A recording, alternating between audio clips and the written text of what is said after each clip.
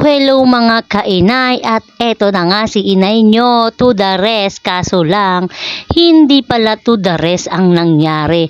Pahinga tayo today ngayon, wala tayong tinda ng mga fishball, kikiam, french fries at iba pa. Tayo ay magpapahinga sa labahan. Hindi mga kainay kasi. Kaya hindi ako nagtinda ngayon kasi yung mga anak ko wala na silang masuot na mga damit kasi naman mag-iisang linggo na ako mahigit hindi nakakapaglaba, di ba? Kaya ito, nagpahinga muna sa inay kaso hindi pahinga. Ang nangyari, pahinga sa labada, dun pala mapupunta ang pahinga ni inay. Pero okay lang yun kasi naman, si inay nyo, bawat oras ay importante. Kailangan lahat ng pahinga mo, meron ka ring ginagawa. Yan ang buhay ni inay. At nakikita nyo ba yung mga sisiw na yan? Yung aking mga sisiw na yan. Pagtapos natin mag-anlaw, diretso tayo, linis ng ating kulungan ng mga manok. Ayan, nakita nyo diba ng mga nakaraan-raang linggo? Nakita nyo ba yun mga guys, mga kainay? Maliliit pa yung aming mga sisiw kasi nga nag-alaga yung aking jowawers ng mga sisiw na pambenta daw ng Pasko at New Year. At eto na nga, diba? Kaysa maglinis yung asawa ko kinabukasan, ako na lang ang maglilinis kasi nga naman yung mga ginagamit kong tubig, masasayang lang. Pagtapos ko nga naman mag-anlaw, ito ang aking ginagawa, diretso linis ng kulungan ng aming mga poor baby na mga sisiw. Ayan ang gawain ni inay. Kala nyo ba sa loob ng bahay, sa totoo naman talaga ang mga kainay, meron talagang pahinga yan, syempre, di ba? Kaso lang kasi ako nga, di ba, na si inay nyo is nagtitinda na ngayon, kaya yung bawat oras lalo kay inay is importante. Di ba? Ganyan. Ayun lang tong araw na to, itong video na to is i-upload na natin agad-agad. Nako.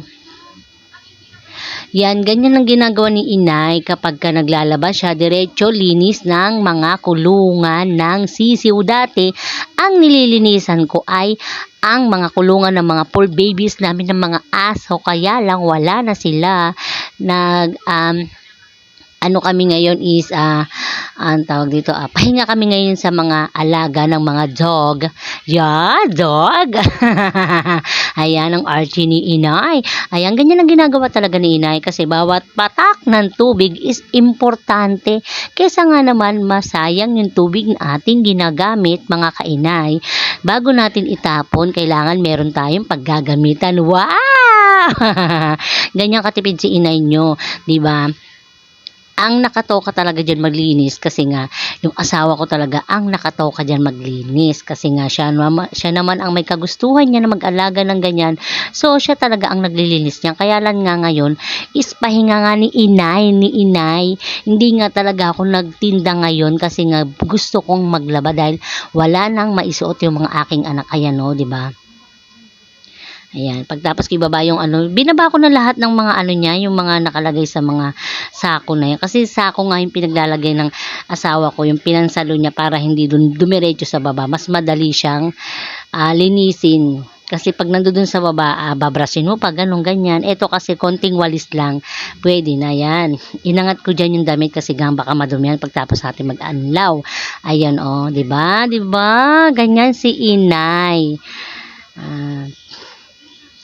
Grabe, napagod rin talaga ako. Nakakapagod rin naman talaga. Alam nyo ba mga kainay, pagtapos ko magtinda talaga sa gabi, patang-pata na yung katawan ko. Dati is nakakapaglugaw kami ng mga tropa pits, kaming 3. Kami magpipinsan. Ngayon hindi na ako makasama sa aming mga together tuwing gabi paglugaw. Kasi nga si inay nyo is pagod na. Pero talaga na-miss ko naman talaga yung namin, banding together namin pagkagabi na maglulugaw kami. Kaso nga lang is, eto muna, bisibisihan muna si inay nyo, nagtitinda.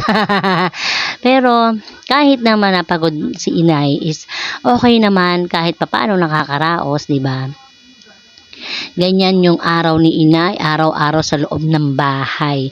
sobrang pagod pero sulit naman kasi hindi naman ibang tao yung kahit sabihin ibang tao ano basta mga anak mo naman kasi yung mga pinaglalaanan mo ng pagod ganyan nagsusumikap talaga tayo para lang wow may sumikap nag-aano tayo ngayon nagtitinda-tinda tayo ngayon para lang meron tayong pang dagdag at pang suporta sa ating mga baon ng mga Junakis. Yan.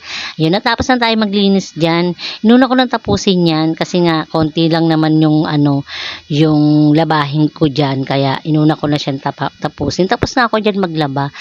Yan. Nilinis ko na siya talaga para pagdating ng gabi, pagdating ng jowa ko, malinis na, diba? Ganon. Ganon talaga ang style ni inay pag naglalaba. Ayan o, diba? Nakita nyo, linis-linis na niya. Diba? Alam nyo mga kainay is, alam nyo ba, masyado rin akong happy magtinda ngayon kasi meron din naman yung dalawang kasing ko, tinutulungan din ako niyan.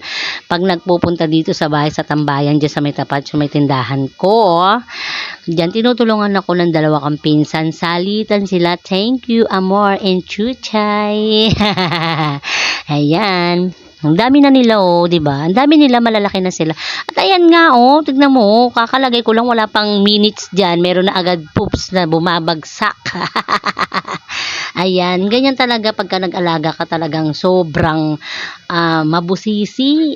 Lagi mong titignan yung niya, kung ano. Kaya lang minsan 2 araw kaming naglilinis bago maglinis kasi nga siyempre yung tubig din is syempre sayang, 'di ba? Thank you for watching.